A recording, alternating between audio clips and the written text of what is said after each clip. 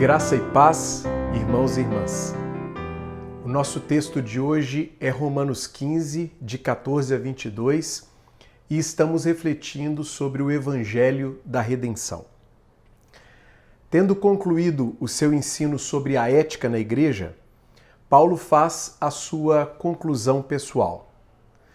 E na primeira parte dessa conclusão, o assunto é a missão. Logo, se quisermos ser intencionais na missão, nós precisamos ouvir atentamente o ensino apostólico. Diante disso, eu gostaria de propor que Deus deseja que sejamos seus parceiros de missão no mundo.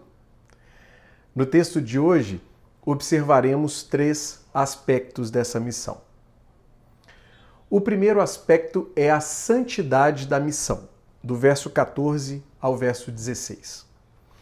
Depois de ter ensinado o Evangelho em teoria e prática, Paulo diz que está convencido de que os irmãos de Roma estão cheios de bondade e plenamente instruídos, sendo capazes de aconselhar uns aos outros.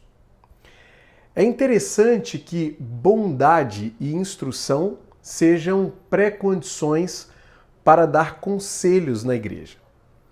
Assim, todos os irmãos que cumprem essas pré-condições podem fazê-lo na comunidade de fé.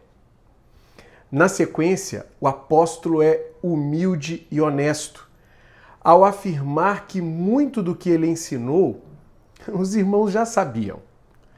Porém, se eles já sabiam, por que repetir?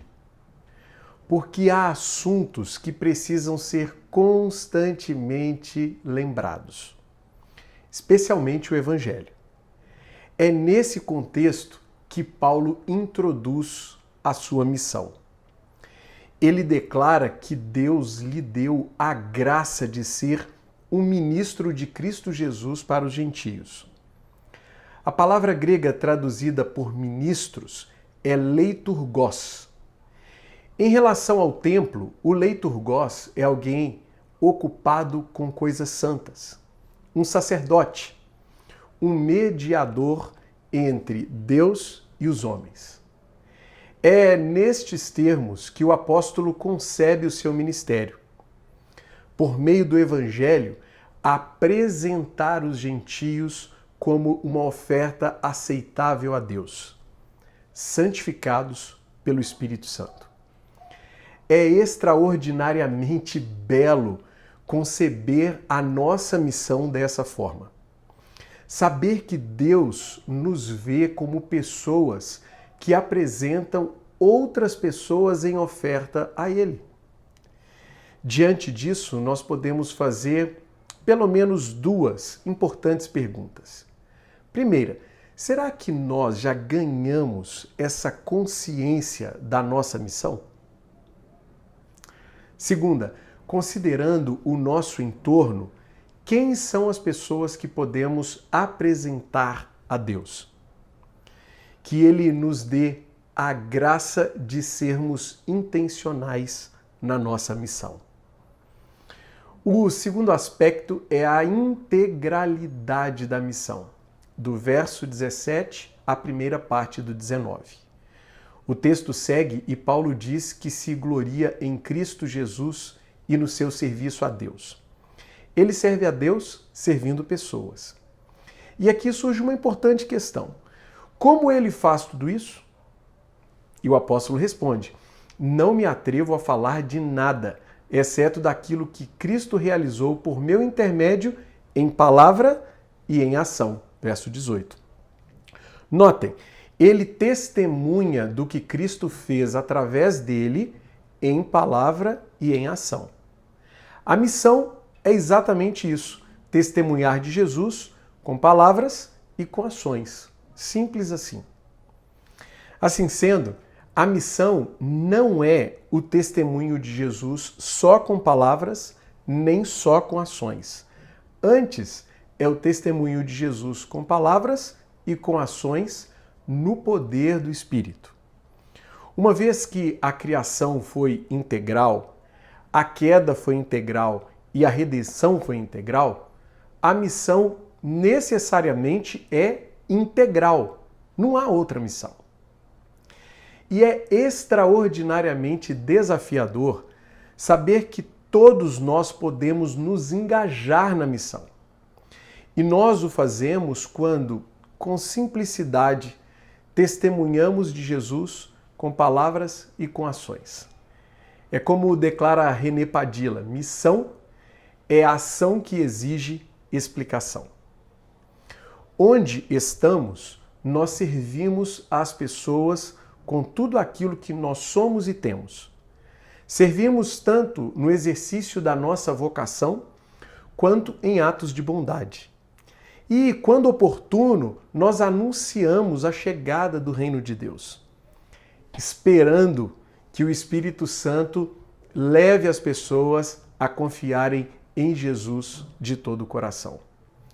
De igual para igual, nós conversamos com as pessoas, compartilhando o que faz sentido para nós, na esperança de que faça sentido para elas também. O terceiro aspecto é a estratégia da missão, da segunda metade do verso 19 ao verso 22. Paulo afirma que de Jerusalém até o Ilírico, região na costa leste do Mar Adriático, ele tem testemunhado plenamente ou integralmente o Evangelho de Cristo. Agora só falta a Península Itálica e a Península Ibérica. De cidade em cidade, priorizando os grandes centros e indo dos judeus aos gentios, ele tem testemunhado de Jesus com palavras e com ações no poder do Espírito Santo, para a glória do Pai.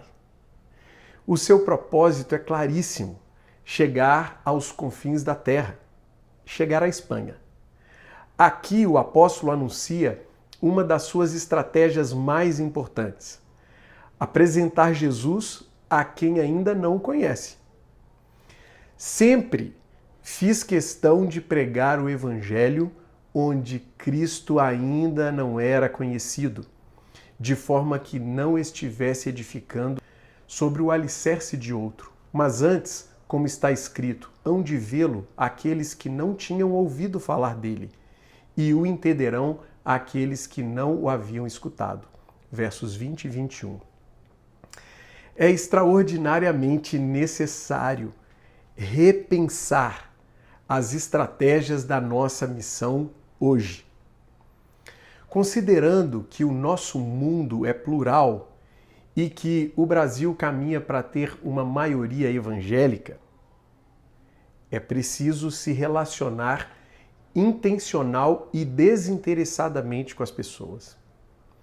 É preciso ouvir essas pessoas e discernir as suas necessidades reais e imediatas.